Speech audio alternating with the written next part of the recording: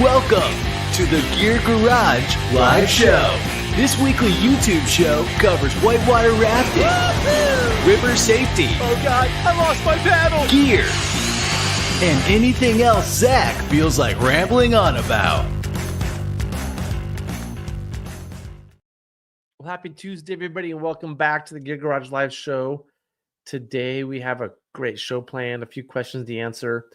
I first want to start by talking about public lands because it came up in a few episodes ago, and I've been thinking about this a lot, and I just want to share some thoughts. And this has been a hot topic lately, the idea of selling out public lands, because it came up in the reconciliation bill.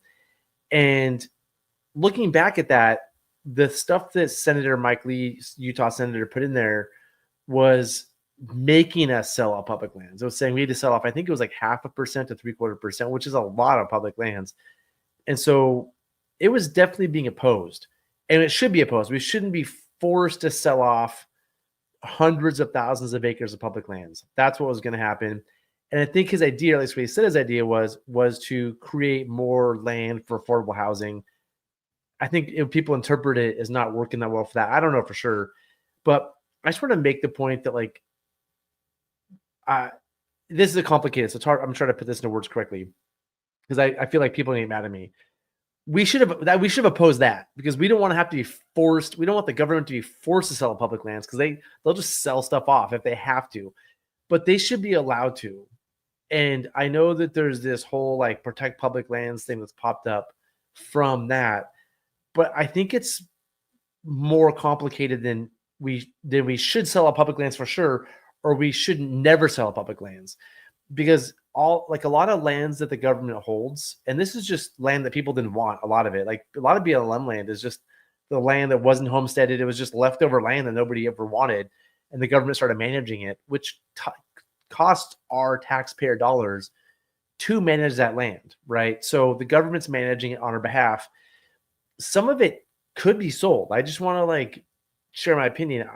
I feel like it was good this wasn't in the bill, that we had to sell off lands, but I don't want everybody to be like protect public lands at all costs, because there are some public lands out there that it would make sense to sell off. Now, some of it would, we don't need to sell it off to like benefit billionaires, which I guess is what they were saying. Maybe they could sell public lands to, I don't know, fund a position in the BLM or buy some other land. Like our agencies buy lands to protect them as well. So there's in holdings within national forests, within wilderness, they also get bought. So I don't know what they do with the money. Like, I'm not going to get involved with that, but there's a lot of lands that the government holds that aren't benefiting the public, that we're not like going hiking on, we're not horseback riding on. A lot of it's just like pretty barren, useless land that in some cases could be sold for the greater good. Like maybe somebody could build a factory there, or somebody could build who knows what, something that benefits society. And so I just want to make the point that it was good we defeated that, and we needed to protect the forced sell-off of public lands. But I hope everybody doesn't leave this debate thinking protect public lands at all costs, because there's public lands that we care about, like the upper section of the Rogue, like where I go mountain biking almost every day, where you go hiking, where people go dirt biking and ATVing and fishing and hunting and all the things. There's public lands that are important paths for wildlife. The wildlife, if they become public lands, they get fenced off and the wildlife can't migrate. But there's some public lands that we could sell off. And so being wholeheartedly opposed to selling public lands 100%, I think is too strong of a reaction to this. Just saying, hey, let's not agree with a forced sell-off of public lands, but if it does happen in the future, let it happen. Cool. I just want to share my thoughts on that because I feel like it's been come up a lot in conversation. And I've had a lot of time to reflect and think about it, and just felt like it was important to say what I think about that. Okay, so we talked about that. Let's answer questions. I'm going to finish up just talking about a couple of courses we're offering in Ecuador next winter, if anybody's interested in hearing about those. Okay, so the first question about boat spacing, my favorite topic. I feel like this isn't covered enough, and it's such a crucial part of safety. is proper boat spacing. I feel like rescue courses should cover boat spacing, and most of them don't. But it's when we rescue people, we do it from other boats. And if your boat spacing is correct, you can rescue people. If your boat spacing is poor, you can't rescue people. So boat spacing to me is a key part of safety and rescue. So what is considered good boat spacing in low water runs when giving space for crux moves? Is it the same in high water crux moves? It's not. It's not at all. But I'm going to tell you my principle, and then it applies to both. You want to be as close as you can so that you probably don't hit each other, but not so far away that you can't rescue swimmers. So I just want to break that down. You want to be so close that you probably don't hit each other. You might hit each other. That's a possibility, right? It's frustrating. It's annoying. It can cause problems, right? And so you want to be really close so that you probably don't hit each other, but accept that 3% of the time, whatever, you might hit each other. That's just the reality. But not so far away that you can't do rescues. And when I watch other groups boat, mainly private boaters, commercial companies are good at this, but private boaters mainly, the spacing is just way too far out. Like you can't rescue each other. So at low water, if it's low water middle fork is the classic example.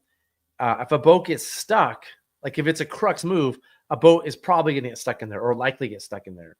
You don't want the second boat right on their heels because they're just going to run into it and make the problem worse. And that's just going to keep happening. If everybody's super close, that's going to get boat stuck. But so when the first, you want your best boater though, ideally in the front, ideally your most likely boater to make it through, and your best self-rescuer. So when that first boat goes through that crux move, you want to think to yourself, if that person swims, who's going to rescue them? Well, if they get stuck and they swim, nobody's going to rescue them. So they better be good at self-rescuing. They better be athletic, good swimmers, heads up. They're also taking risk. But they also, boat two, you want to kind of be on their tail. If they do get stuck and swim, then maybe you can assist, right? You are the rescue. If you're sitting back like way up in a pool up high while one boat goes through solo, and if they swim, you're 5 minutes from leaving or whatever, 2 minutes from leaving, that's not good. So you definitely want boat one to have some sort of rescue. And that could also just be people on shore with throw bags. That could be somebody at the bottom of the river, the rapid of the throw bag. I don't know what it is, but that first boat needs some sort of safety. And that could be a tight second boat. Once the first boat makes it through, they can play downstream safety. Then I would send boats through one at a time, right? One boat goes through and take your time. Once they get through the crux, the next boat comes through, because you don't want the pileup that's inevitable. At high water, you're not playing that game. At high water and crux moves, you want to be tight, because if somebody flips or swims at high water, you want to be close to them to get them quickly. So you don't play that game. You're just like on each other's tails, back to back to back. And you're not worried so much about the first boat, a boat getting stuck and pinned and somebody running into them. So good spacing at low. So the answer is it depends. Like every situation is different. I'm thinking in my mind, the low water move. In my brain, I'm thinking the chutes on the middle fork at low water. Like somebody's probably definitely going to get stuck. So boat one is going down there. They're on a mission. They don't have downstream safety potentially. Hopefully they make it through. Boat two is sitting at the top of the rapid. As soon as they get unstuck in that crux move, they're going down. Or if boat two has a swim, they can go down and try to help, right? At high water, I'm just picturing, this is just me, like Ram's head. Is it Ram's head on the Tuolumne high water? Like you go through there and a boat flips, you want the other 3 boats, 5 boats, however many there are, to quickly pull swimmers in, get the boat flipped over before the next rapid. So you're entering that rapid pretty close, 3 boat lengths maybe, I don't know, pretty tight. So tight you probably won't hit each other, right? But not so much distance where if boat 1 flips, or even if boat 3 flips, everybody's so far away they can't help. So just again to reiterate the principle, it's you want to be close enough so that you probably don't hit each other, but not so far away that you can't help rescue swimmers. And it just, every situation is different. High water, low water, sometimes it's rapid dependent, sometimes it's other things. It's who the boats are. Is it a kayak? Is it a raft? Kayaks move faster than rafts. So if I'm the second boat in a kayak, I'm going to start with more space because I'm going to probably go faster. So there's just a lot going on there. So hopefully that helps. All right, September Middle Fork. Hey, Zach, big fan of the channel. Cool. Thank you. I love hearing that.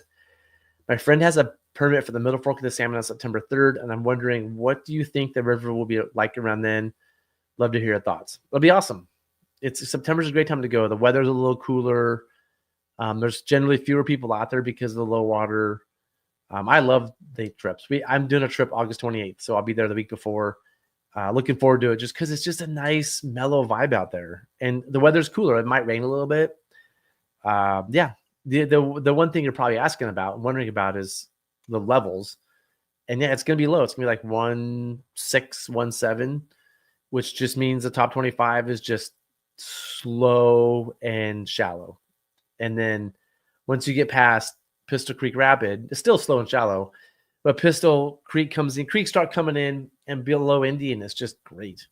And so, when we do trips that late in the season, the guides bring the boats down. It just takes a full day. We bump and grind and drag them down to Indian, fly our guests into Indian, and then from Indian down, it's just a wonderful trip. So yeah, should be great. Just lower water, but still a great trip. So that's it. The last thing I did want to talk about, unless anybody else has questions, if you have questions, throw them in the comments. Otherwise, we're almost done. Are these courses we're doing in Ecuador this September? And so I have a great partner down there, Santi, and he owns an eco lodge. And if you want to just go down on your own without us, like, you should call Santi, and it's Kayak Ecuador, and book his eco lodge, stay for a week, and just paddle a bunch of rivers. He'll provide a guide to show you around, drivers. The food is awesome. Really great group. So feel free, if you want to go down to Ecuador, go down to Kayak Ecuador, call Santi. He has rafts, he has kayaks. Great dude to go with. Last year we did our first Class 3+ rowing school, and it was awesome. We had a great time. 6 students. We went and just saw a bunch of different rivers, got to practice a lot. It's the rivers we do are, the thing we're trying to do, half of it is educational and getting better at rowing. Half is just having fun, going boating with some new people, some cultural stuff. So it's half education, half fun, kind of like our other Class 3 schools. And it's meant for people that have some Class 3 abilities. I've done like a Class 3 school, other stuff. They just want to go rowing in Ecuador. It's just a great way to row in Ecuador. It's a 7-day trip. 2 of those days are travel to and from where we're based. And then we do 4 days of boating the remaining 5 days. And yeah, it's a great course. We have 2 of them. We have 4 spots open up in the second course.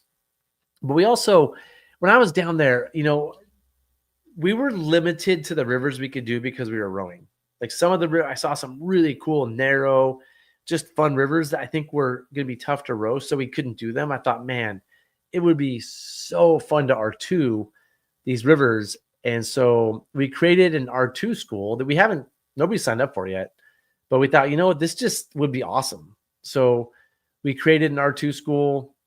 If we have people that sign up, we'll do it. If we don't, we won't do it. But same thing, staying at Santi's Lodge, 4 days of boating, R2ing every day. All the prices include, like, we provide the boats for everything. You can bring your own boat if you want, but we have boats. But just want to share it out there. Again, nobody signed up for it. If nobody is interested in this R2 school, sweet, we won't run it. That's fine. But we're definitely committed to these Class 3+ rowing schools in Ecuador. One of them sold out. One of them has 4 spots left, and would love to just fill that second one, just to have 2 full courses. And that's it there. So pretty much done. Way Out West, thanks for the nice comment. Glad you appreciate the comment. And with that, we're done for this week. I'm going to go on the river here for a bit, so we probably won't do a show for a couple weeks. And in general, content's going to be kind of slow the next couple weeks. But when I get back, I'll try to get a bunch of low water Middle Fork footage, get some video of the new rapids, post that when I can. All right, everybody, thanks for watching. See you in a couple weeks.